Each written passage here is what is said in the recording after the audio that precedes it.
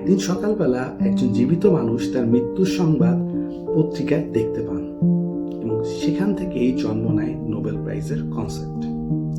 1864 সালে Alfred Nobel dynamite আবিষ্কার করেন।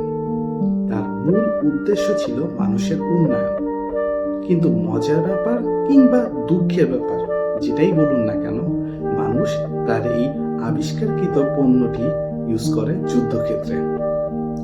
একদিন সকালবেলা আলফ্রেড নোবেল পত্রিকা পড়ছিলেন এবং পত্রিকার হেডলাইনে তিনি দেখতে পেলেন the merchant of death is dead, এবং এই নিউজটি সম্পূর্ণ তাকে নিয়ে করা, যেটা তাকে অনেক বেশি হতাশ করে দিয়েছিল।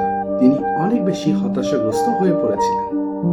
তিনি রিয়েলাইজ করতে পারলেন তার মৃত্যুর পর মানুষ তাকে খুনি হিসেবে চিহ্নিত করবে, তাকে কেউ বিখ্যাত মানুষ হিসেবে কখনোই মনে রাখবে না। সেই ভয় থেকেই তিনি একটি সিদ্ধান্ত নিলেন, তার উপার্জিত যেসব সম্পদ রয়েছে তা তিনি দান করে দেবেন। আর সেই সিদ্ধান্ত থেকেই তৈরি হয় নোবেল প্রাইজের কনসেপ্ট।